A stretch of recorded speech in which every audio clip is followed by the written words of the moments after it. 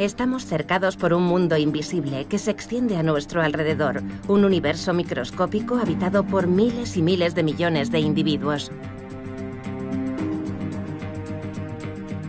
Algunos se han instalado en nuestros hogares, en nuestra piel e incluso en nuestros cuerpos.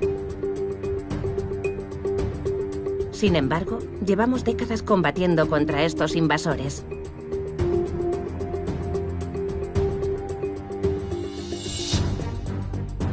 Nos vacunamos, ingerimos antibióticos, desinfectamos, esterilizamos. En nuestras sociedades desarrolladas, la guerra contra los microbios se agrava y nuestra vida se vuelve cada vez más antiséptica.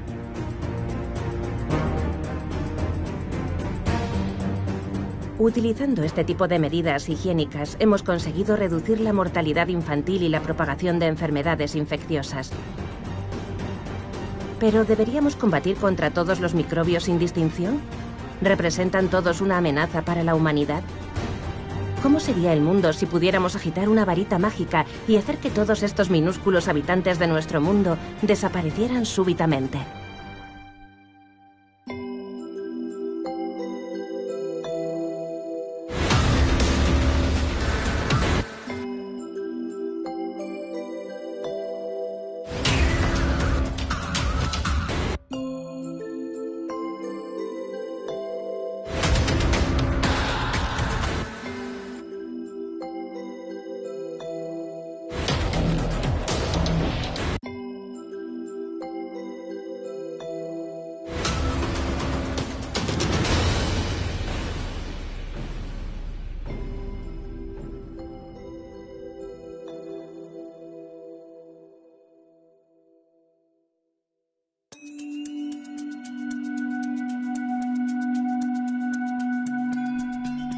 Hace 3.800 millones de años, la Tierra estaba cubierta de agua. En la superficie, islas emergentes de la corteza terrestre formaban los primeros continentes.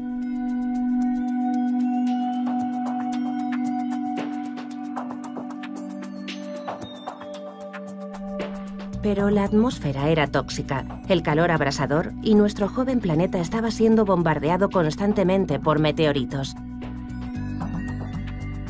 Sin embargo, fue exactamente en ese periodo cuando en el fondo de nuestros océanos comenzaron a aparecer los primeros seres vivos, las bacterias. Estos microorganismos formados por una sola célula son los antepasados de todas las otras formas de vida. Y todavía hoy son los verdaderos amos de nuestro planeta. Han colonizado todos los hábitats, desde las profundidades de los océanos hasta los bosques tropicales, desde los áridos desiertos hasta los páramos helados de los polos, desde la remota campiña hasta nuestras superpobladas megalópolis.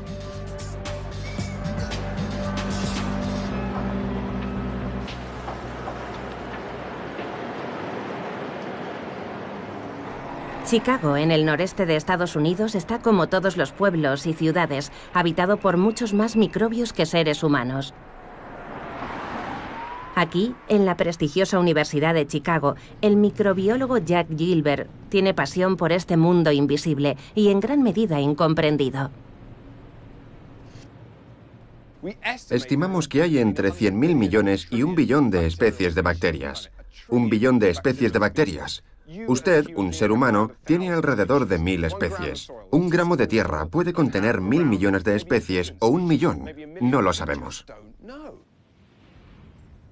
No podría existir un mundo o incluso la vida tal y como la conocemos sin bacterias, sin hongos, sin esos virus que hemos llegado casi a odiar. En el transcurso de los últimos 100 años, se ha convertido en una obsesión matarlos, pero son esenciales y vitales para la vida. La propia palabra microbio puede hacer que nos sintamos incómodos. Es sinónimo de suciedad y enfermedad. Soñamos con un mundo libre de estos minúsculos invasores.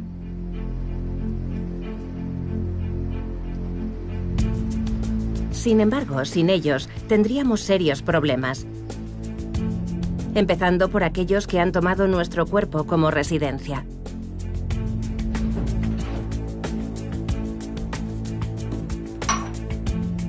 La próxima vez que se mire en un espejo, tenga en cuenta esto. Cada ser humano es un ecosistema viviente que proporciona un hogar a 10 veces más células germinales que células humanas. Cada ser humano tiene unos 100 billones de bacterias viviendo en su cuerpo. Entre el 90 y el 95% de esas bacterias viven en nuestros intestinos. Y el resto en la piel, en la boca, cualquier parte del cuerpo tiene su propia comunidad de bacterias. Aproximadamente 1 kilo de nuestro cuerpo está compuesto de bacterias. Es una cantidad considerable y están intrincadamente vinculadas a nuestra salud y bienestar. Y solo estamos empezando a desvelar esas complejidades, esas redes de relaciones.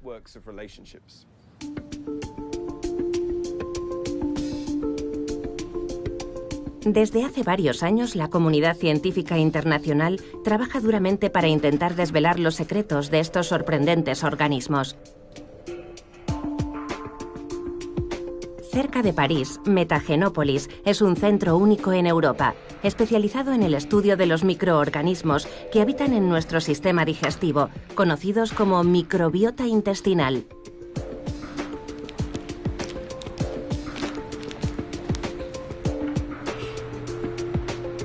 Cada día los equipos que trabajan aquí reciben unas muestras bastante peculiares y un tanto hediondas.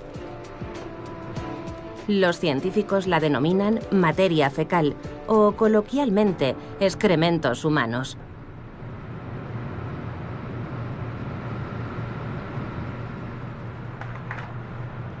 La primera fase de los análisis consiste en la preparación de las muestras.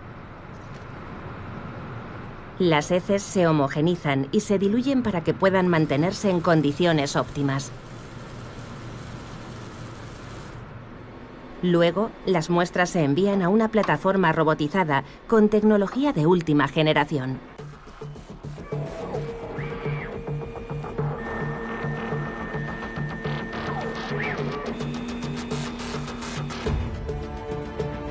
Las paredes celulares de los microorganismos se destruyen, dejando solo su ADN. Dentro de esta caótica maraña se encuentra el ADN de todos los microbios que viven en el tracto gastrointestinal de un individuo. Esta jungla de genomas se divide entonces en fragmentos regulares que posteriormente se copian a sí mismos miles de veces, utilizando un cóctel de moléculas específicas. Los innumerables fragmentos obtenidos así se colocan en una última máquina, el secuenciador de alto rendimiento. Este robot es capaz de leer el ADN de las bacterias letra a letra, gen a gen, a la velocidad de decenas de miles de letras al día.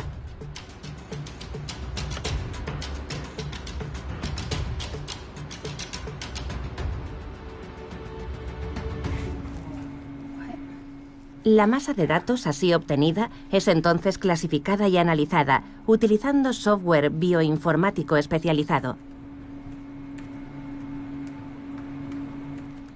Joël Doré, director científico de Metagenópolis, considera que estas nuevas herramientas secuenciadoras han revolucionado la investigación, proporcionando por primera vez una imagen completa de la microbiota intestinal humana.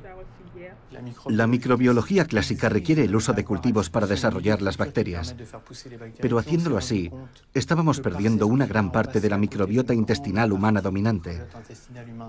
Así que hemos pasado a caracterizaciones conseguidas del ADN, de los genes que somos capaces de extraer directamente del contenido del intestino. Y esto nos ha proporcionado una visión nueva. Hemos sido capaces de identificar miles y miles de especies. Hemos listado más de 10 millones de genes bacterianos diferentes. Cada ser humano alberga en su intestino entre 100 y 200 especies de bacterias, con nombres exóticos como Ruminococcus niavus, Escherichia coli o Bacteroides fragilis. Pero las bacterias no son los únicos habitantes cotidianos de nuestro sistema digestivo. El Methanobrevibacter smithii, por ejemplo, pertenece al grupo de las arqueas, cuya estructura y funcionamiento son ligeramente diferentes. En los giros y ondulaciones del intestino encontramos también hongos microscópicos como el Candida albicans y virus que no son solo responsables de enfermedades. La microbiota intestinal es de hecho un órgano por sí solo, activo desde los primeros segundos de vida.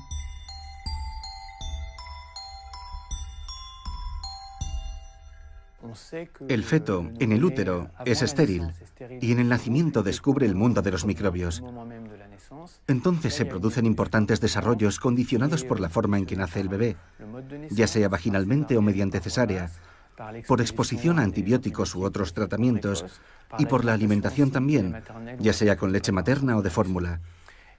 Luego, de forma gradual, durante los primeros 3 años más o menos, la microbiota se construye, se diversifica y se convierte en extraordinariamente estable. Desde nuestro primer llanto hasta nuestro último aliento, estos seres invisibles están colonizando cada rincón de nuestro sistema digestivo. Y a cambio de alojamiento y comida, nos proporcionan todo tipo de servicios.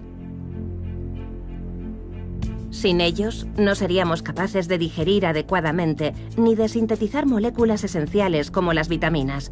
Estaríamos también sin protección contra la intrusión de organismos patógenos.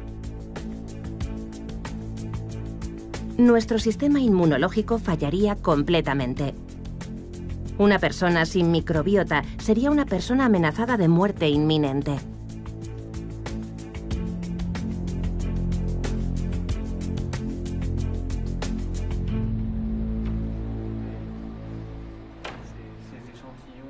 Duško Erelić dirige el proyecto Metagenópolis. Este reconocido profesor es uno de los pioneros en el estudio de la microbiota intestinal. No alberga ninguna duda sobre la enorme importancia que este mundo invisible tiene para nuestra salud. El tener numerosas especies microbianas parece que está relacionado con una mejor salud general. Por otro lado, una pérdida de esta riqueza puede asociarse con comunidades microbianas que producen menos cantidades de sustancias necesarias para la salud de nuestro intestino y con una producción elevada de sustancias proinflamatorias. Y hay que señalar que la inflamación es en realidad un componente de muchas, o tal vez de todas las enfermedades crónicas que están en constante aumento desde hace décadas en nuestras sociedades.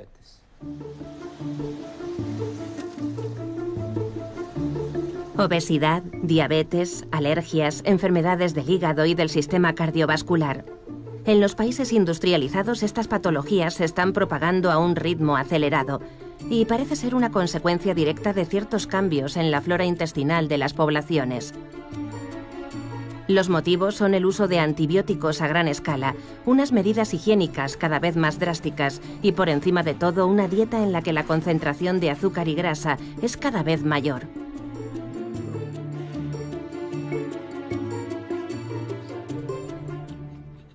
Podemos detectar esta pérdida de riqueza con un 95% de precisión.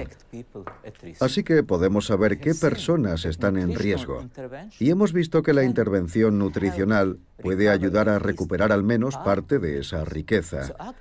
Y tenemos 2 elementos para prevenir la enfermedad crónica: detección del riesgo y alivio del riesgo. Según los expertos, el consumo de abundante fibra es muy importante en cuanto a la regeneración de la diversidad de nuestra flora intestinal y, por consiguiente, en la prevención o incluso la cura de estas enfermedades crónicas. En un futuro próximo, puede que seamos capaces de tratar los alimentos de esta forma, vía intestinal. Dietas especiales, la ingesta de microorganismos para restablecer el equilibrio y el perfeccionamiento de nuevos medicamentos, inspirados por la acción de los microbios presentes en nuestro cuerpo. Ya están siendo exploradas varias vías, entre ellas los denominados trasplantes fecales.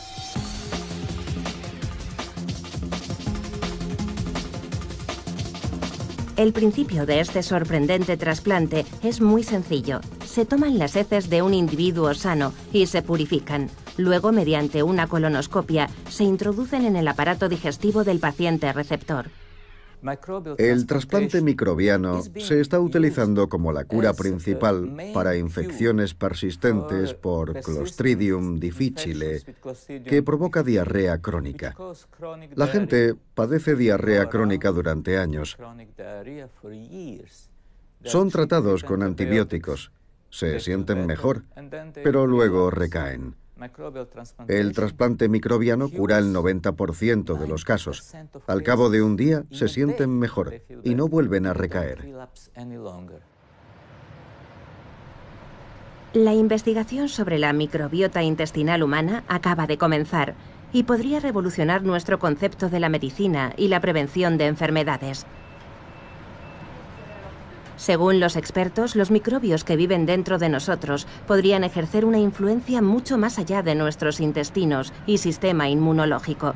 Podrían estar manteniendo una conversación permanente con nuestro cerebro. Esto es un laboratorio animal bastante especial. Aquí, los ratones y las ratas son criados en burbujas herméticamente selladas. Son lo que se conoce como animales axénicos, que significa que carecen de flora microbiana. El aire que respiran, el agua que beben, el alimento que comen, incluso la basura de sus jaulas es todo cuidadosamente esterilizado.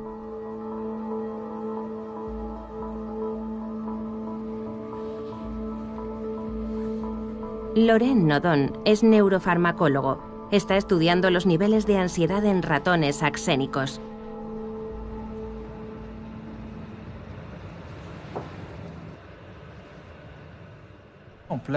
Ponemos al ratón en esta plataforma, que no es muy alta, solo 4 centímetros.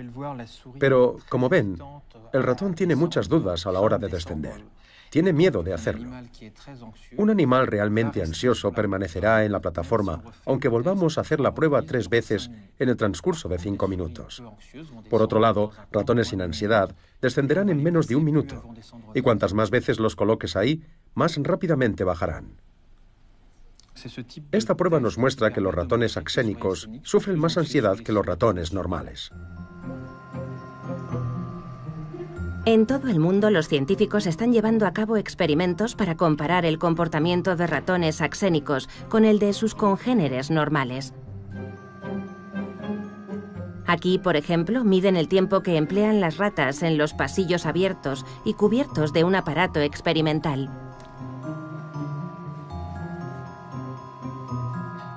Habitualmente un animal normal explorará más las zonas abiertas, mientras que una rata axénica que sufre una mayor ansiedad tiende a esconderse en las sombras.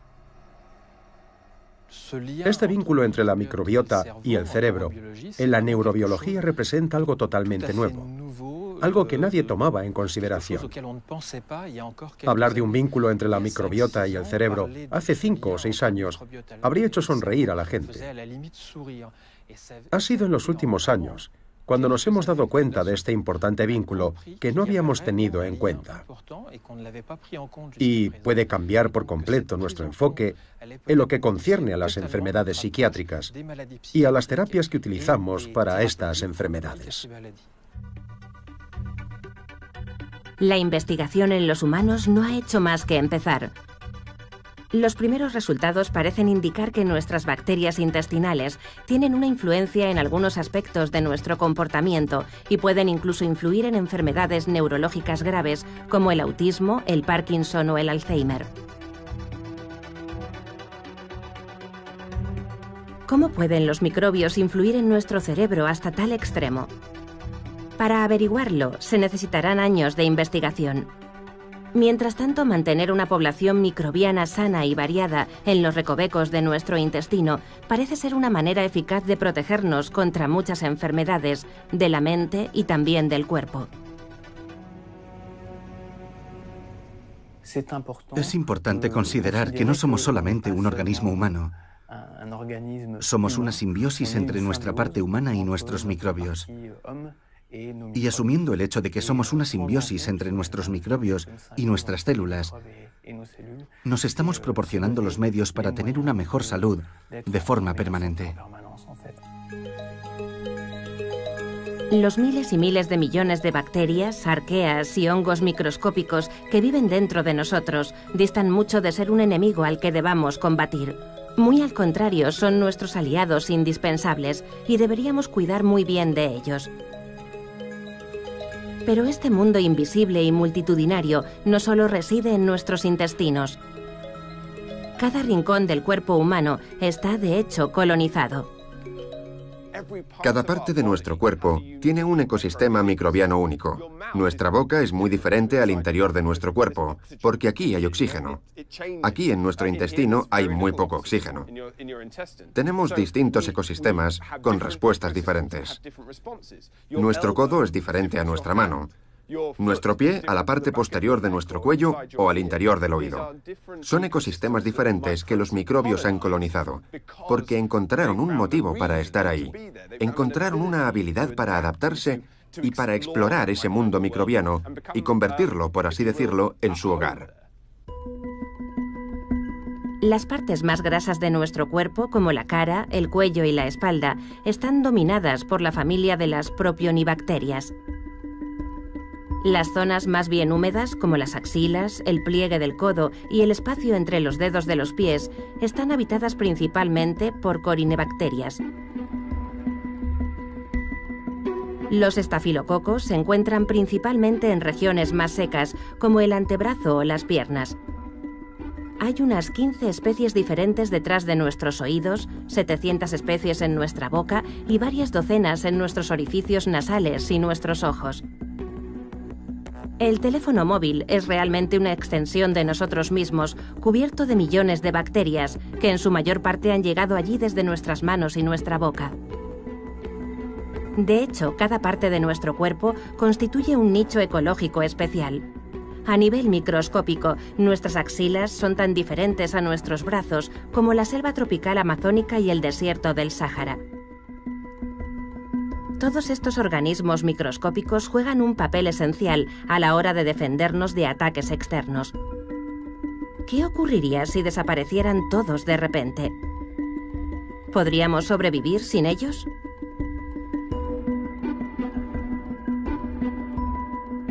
Como las ratas y los ratones axénicos del laboratorio, tendríamos que vivir dentro de una burbuja, un entorno perfectamente estéril que nunca podríamos abandonar.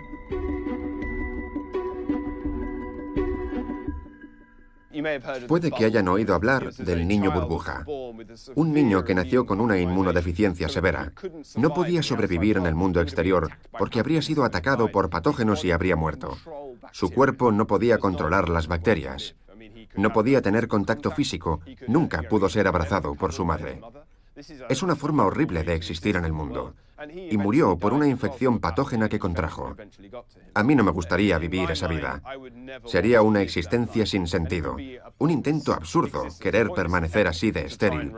Porque nuestro cuerpo no se desarrollaría correctamente. Tendríamos anomalías de comportamiento. Nuestra fisiología estaría indebidamente distorsionada. Nadie debería intentar vivir en una burbuja. Podríamos vivir fuera de esa burbuja si agitando una varita mágica hiciéramos desaparecer todos los microbios del mundo. Algo que es, por supuesto, inimaginable, ya que los microorganismos están en todas partes en nuestro entorno. Nuestros hogares, por ejemplo, son refugios de microbios. Desde el suelo hasta el techo, desde el baño hasta la cocina, todos nuestros esfuerzos por limpiar y desinfectar son inútiles. Miles de millones de bacterias comparten discretamente con nosotros cada momento de nuestra vida. Por fortuna, el 99% no representa ningún peligro para nosotros, algo que no constituye ninguna sorpresa, ya que prácticamente todas ellas proceden de nuestros propios cuerpos. La gente estaba, básicamente, poblando el microbioma de ese entorno que no tenía su propio microbioma. Si nos mudamos a vivir a una casa, incluso a una casa en la que previamente ha vivido alguien, nosotros colocaremos nuestro microbioma en ese entorno, configurando esa biodiversidad con las bacterias de nuestra piel, boca, tracto intestinal, configurando ese ecosistema.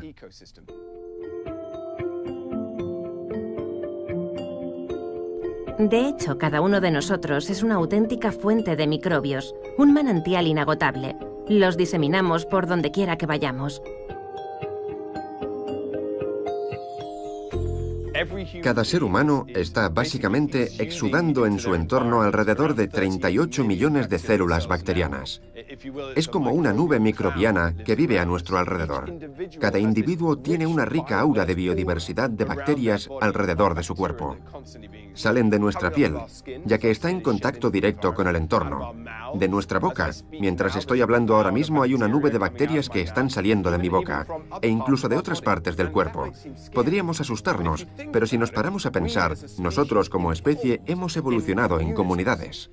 Nuestros abrazos, besos, nuestra interacción física son potencialmente un resultado de los beneficios de compartir bacterias que se encuentran en nuestra comunidad más próxima. Tal vez, si alguien que tiene una comunidad microbiana sana pudiera compartir esa comunidad, podría beneficiar la aptitud evolutiva, las posibilidades de tener más descendencia de esa tribu o población.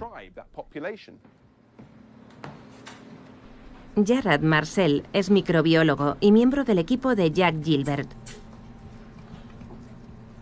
Hoy está realizando un trabajo práctico en casa para uno de los proyectos del laboratorio, al que llaman Proyecto de Microbiomas en el Hogar. Durante 6 semanas, 20 científicos voluntarios como Jarrad han estado pasando bastoncillos humedecidos por mesas, suelos, interruptores de luz y picaportes, desde la cocina hasta el baño, e incluso en los dormitorios, pasillos e inodoros. Al mismo tiempo han estado tomando muestras de las manos, nariz y pies de todas las personas que viven en la casa. Todas las muestras son cuidadosamente registradas y enviadas al laboratorio, donde serán analizadas exhaustivamente.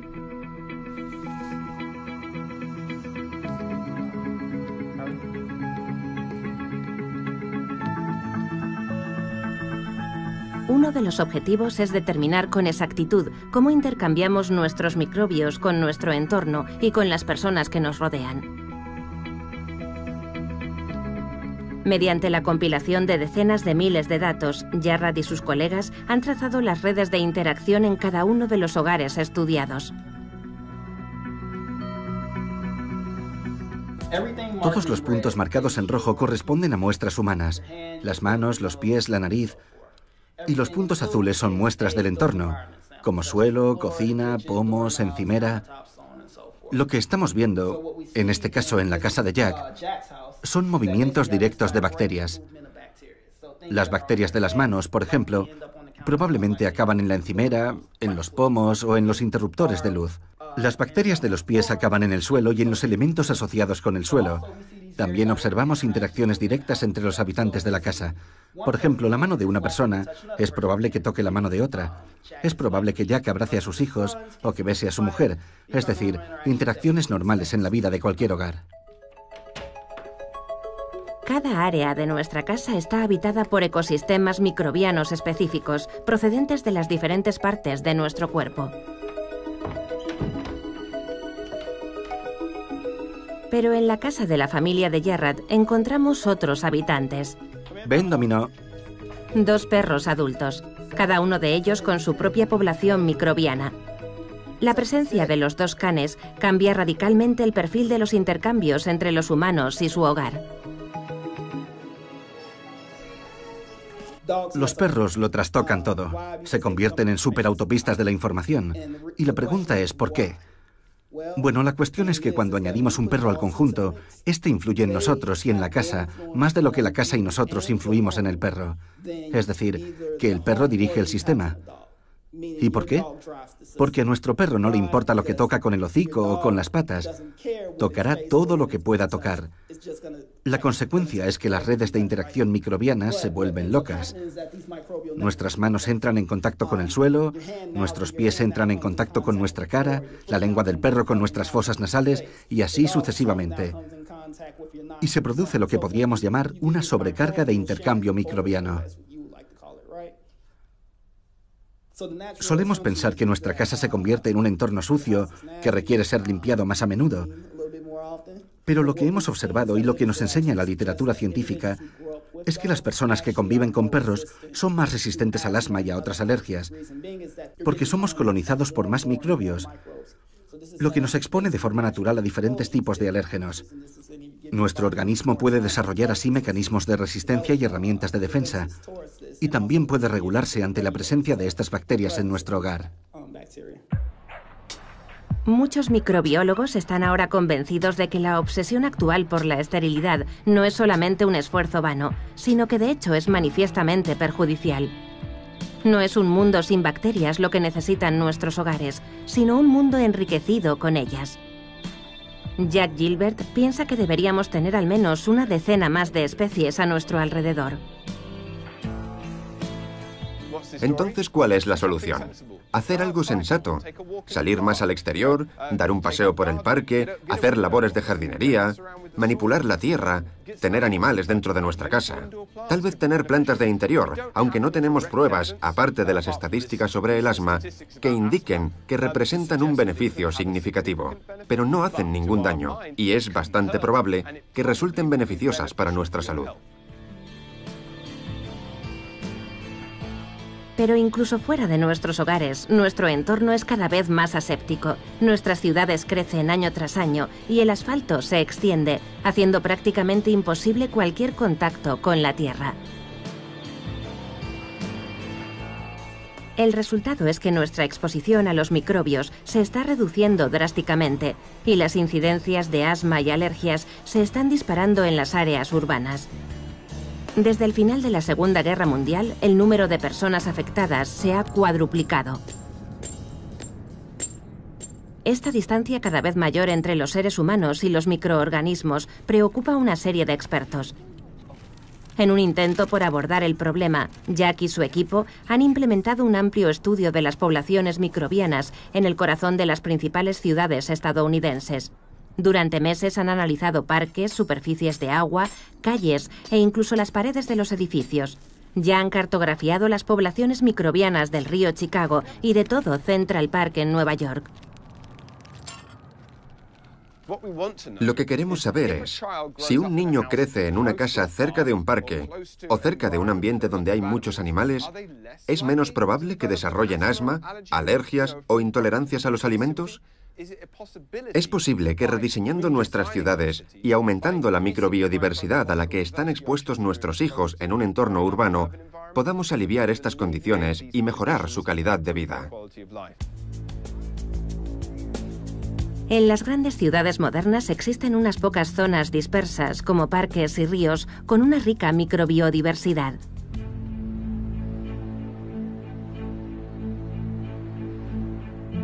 Pero eso no es suficiente.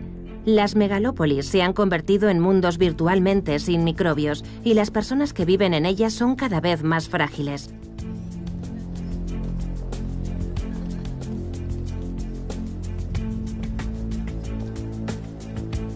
¿Entonces la solución sería irse a vivir al campo? Un estudio científico reciente parece ir en ese sentido.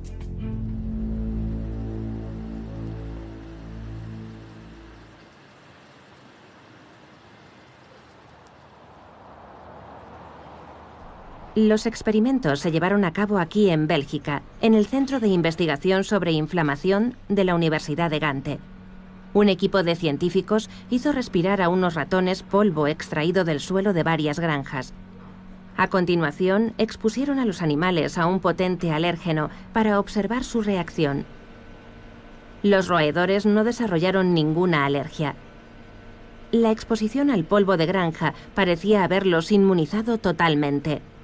Hamida Hamad, la directora de este programa de investigación, está ahora comparando los pulmones de ratones alérgicos con los de los ratones expuestos al polvo de granja. Lo que vemos es el bronquio de un ratón en el interior del pulmón y también vasos sanguíneos que se pueden ver claramente aquí y aquí. Podemos ver que este ratón ha desarrollado asma alérgico porque alrededor de este gran bronquio y alrededor de estos vasos sanguíneos hay muchas células inflamatorias.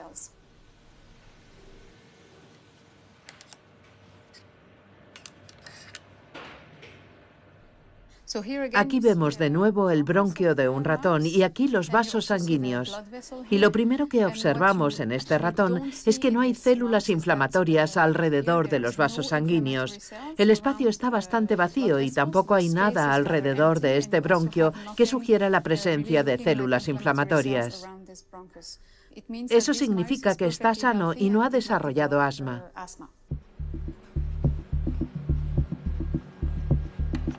Para investigar más a fondo qué mecanismos están involucrados en la protección de los ratones, los investigadores multiplicaron los análisis de sus pulmones.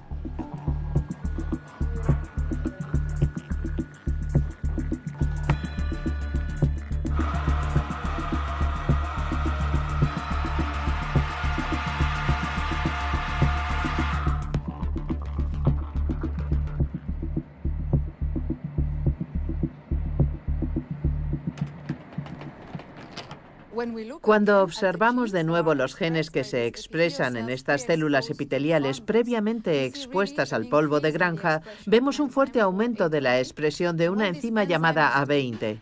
Y esta enzima detiene toda la cascada de señalización necesaria para activar las células epiteliales, de modo que ya no reaccionan ante la presencia de un alérgeno. ¿Qué es lo que ha causado el aumento de la expresión de la enzima A20 y la supresión de la reacción inflamatoria? Los científicos intentan responder a este interrogante, pero existen ya varias moléculas sospechosas y dichas moléculas provienen precisamente de las bacterias presentes en las granjas. El profesor Bart Lambrecht es neumólogo. Ha estado trabajando con Hamida Hamad en el estudio del polvo de granja. ¿Siente mucho dolor? Mi marido está resfriado. ¿Y le ha afectado a usted? Sí, lo he notado. Muy bien. Llevando a cabo un seguimiento de cerca de 2.000 niños durante varios años, el profesor Lambrecht ha demostrado que estos mismos resultados podrían lograrse con otras personas. Los niños que crecen en granjas están protegidos contra todo tipo de alergias respiratorias. Pero para adquirir esta inmunidad hay que estar expuesto desde muy temprana edad. Solo parecen protegernos durante los 2 primeros años de vida. Podría tener que ver con el hecho de que el sistema inmunológico todavía está en desarrollo. Nuestro sistema inmunológico no madura realmente hasta la edad de 2 o 3 años. Y durante este primer periodo puede ser educado. La segunda explicación en la que estamos trabajando es que esos 2 primeros años de vida constituyen también el periodo en el que el pulmón se está desarrollando.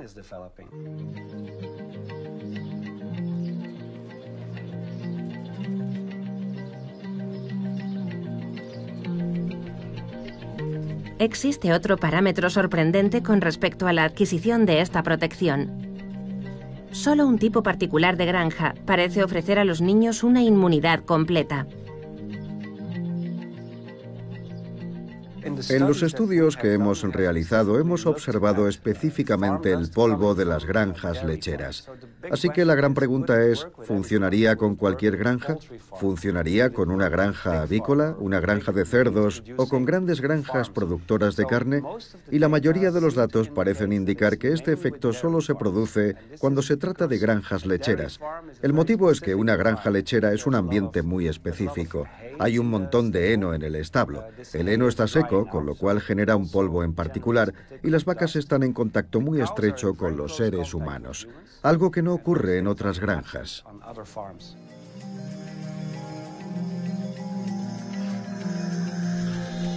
¿Significa esto que tenemos que sacar a nuestros bebés del ambiente urbano y llevarlos a visitar granjas lecheras?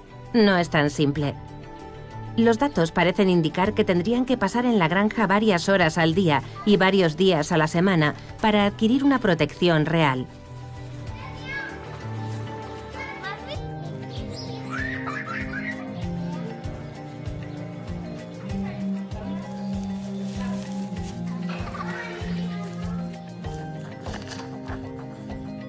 A pesar de ello, el mensaje parece claro para los habitantes de las ciudades.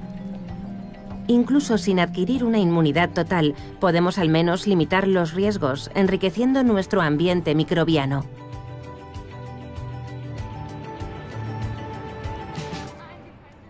Yo diría que vivimos en un ambiente demasiado estéril. Cuando vemos el comportamiento de ciertas personas que tienden a desinfectarlo todo en casa de arriba a abajo, no es algo que yo recomiende. Es cierto que es muy importante vivir en un ambiente limpio, por supuesto. No estoy diciendo que todos debamos vivir en un ambiente sucio, pero demasiado limpio tampoco es bueno.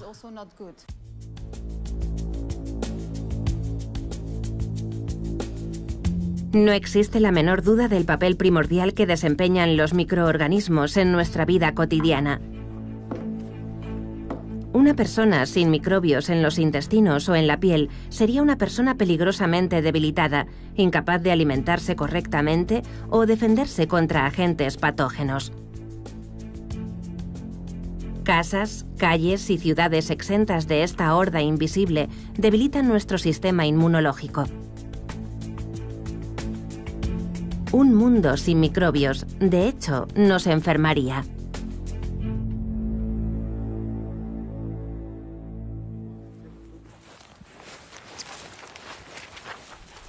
Pero la importancia de estos miles de millones de organismos microscópicos va mucho más allá de nuestra salud. Uno de los principales hábitats de los microbios apenas se tiene en cuenta y, sin embargo, está justo debajo de nuestros pies.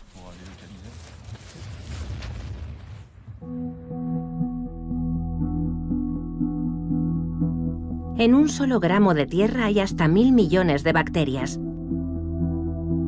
Muchas de ellas pertenecen al grupo de las Firmicutes, como el Bacillus megatherium.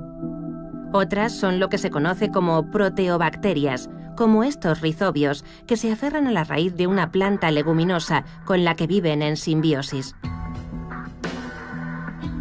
Sin embargo, otras bacterias adoptan una forma filamentosa, los actinomicetos. Pero un gramo de tierra contiene también alrededor de 1 millón de hongos microscópicos, como el Fusarium o el Aspergillus. Todos estos microorganismos se concentran en los primeros 30 a 40 centímetros de tierra, donde hay oxígeno y alimento suficiente, y constituyen el mayor reservorio de vida de todo el planeta.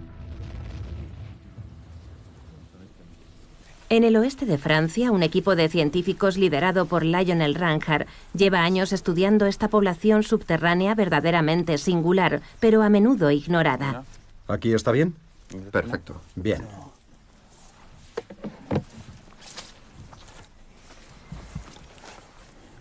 Ah, muy bien. Hoy están tomando muestras de diferentes tipos de suelo para comparar la biodiversidad que hay en cada uno de ellos.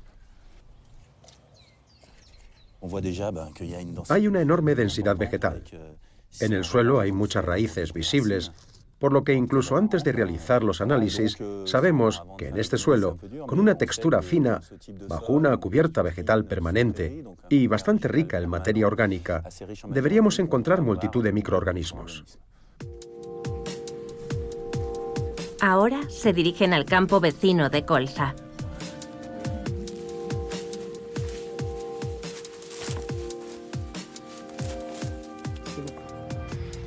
Vamos a ir un poco más lejos.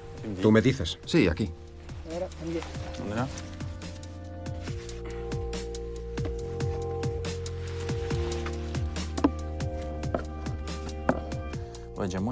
Hay menos raíces que en el otro campo. Por el tipo de raíces se puede ver que se trata de colza y nada más. Durante meses, los científicos han estado analizando más de 2000 muestras de suelo tomadas en todo el territorio francés. Bosques, viñedos, huertos, tierras de cultivo, todos estos tipos de suelo han sido analizados exhaustivamente. Este experimento, único en su género en todo el mundo, ha demostrado que el suelo de bosques y praderas contiene más bacterias y hongos que el de la tierra cultivada, a menudo dañada por el arado y el uso de productos químicos. Pero aunque el número total de microorganismos es inferior en las tierras cultivadas, en cambio, contiene una mayor variedad de especies. El suelo cultivado con fines agrícolas tiene un número mayor de especies que el suelo de praderas y bosques. Este fenómeno se debe a un concepto ecológico bastante simple: perturbación intermedia, que significa que la diversidad de un ecosistema está relacionada con el nivel de estrés o de perturbación. Un ecosistema que no está muy perturbado no tiene tanta biodiversidad como uno que está moderadamente perturbado, donde un poco de estrés estimula la diversidad. Las especies que se obtienen en suelos intensamente cultivados pueden ser más problemáticas porque se adaptan a entornos perturbados, por lo que sus estrategias están más orientadas hacia la colonización y el agotamiento de los recursos, y hay más probabilidades de que haya patógenos, mientras que en los sistemas naturales o seminaturales, como praderas y bosques, se obtienen especies estabilizadoras con menos patógenos. Estas bacterias que Lionel llama estabilizadoras, que se encuentran en ecosistemas menos perturbados, desempeñan un papel crucial a la hora de mantener la buena salud del suelo. Uno de los trabajos esenciales que realizan estas bacterias es el reciclado de la materia orgánica. Descomponen las hojas muertas, los excrementos y los cuerpos de los animales, transformándolos en minerales que las plantas pueden absorber directamente. Estas bacterias son, de hecho, los basureros de nuestro planeta.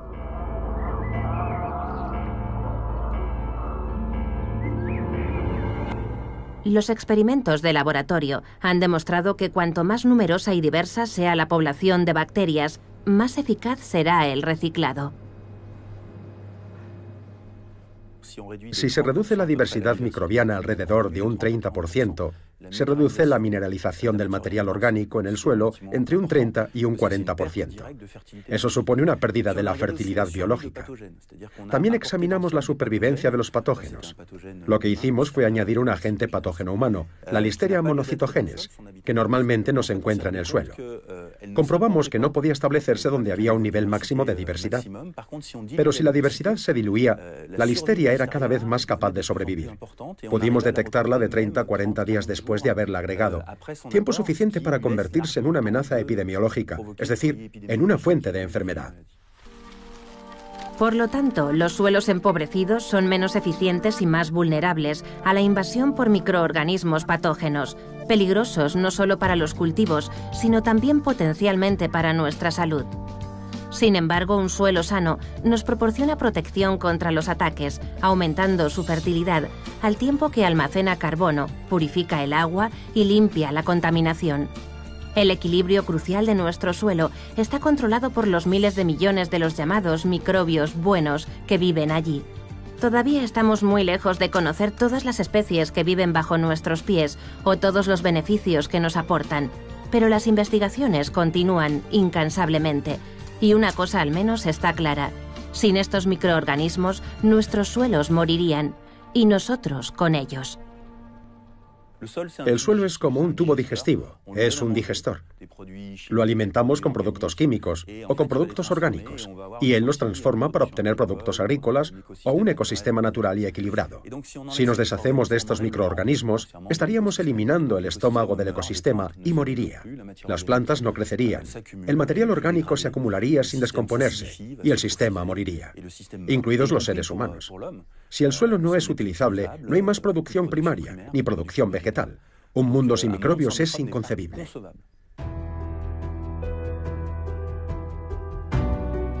Desde las tierras de cultivo a los bosques más densos, desde los polos helados a los océanos más profundos, desde los parques de las ciudades hasta nuestros hogares, desde el exterior de nuestra piel hasta el interior de nuestros cuerpos, los microbios se han adaptado a todo tipo de ambientes.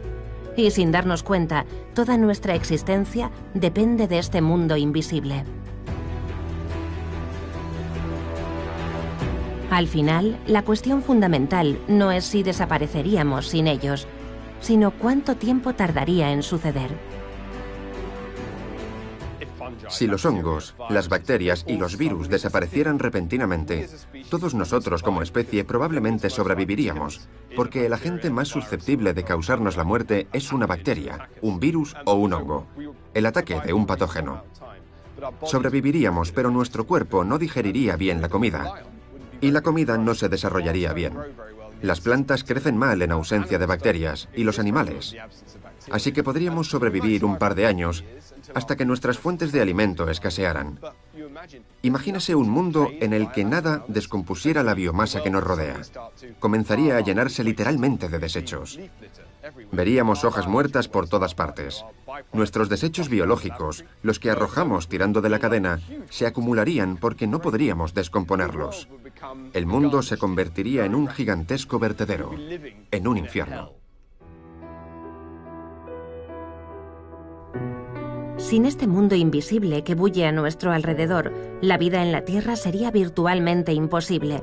Después de algunos años de guerra y hambruna, la humanidad finalmente perecería bajo una montaña de desechos. Por fortuna, no es un escenario muy probable. Los microbios estaban aquí mucho antes que nosotros y seguirán estando mucho tiempo después de que nosotros nos hayamos extinguido. Los microbios han estado aquí durante 3.800 millones de años. Los organismos que podemos ver llevan aquí unos 500 millones de años. Como especie, los seres humanos llevamos aquí entre 200.000 y 400.000 años. Los microbios son la verdadera forma de vida de este planeta. Nosotros somos solo un destello. Ellos nos han colonizado y seguirán aquí después de nuestra desaparición como especie. Tras décadas de guerra contra los microorganismos, ha llegado el momento de que les brindemos el respeto que se merecen. Los microbios responsables de nuestras enfermedades, aquellos a los que tanto tememos, no son más que una ínfima minoría dentro de la enorme multitud de organismos mágicos que trabajan ocultos entre las sombras para mantenernos a nosotros y a nuestro planeta vivos y sanos.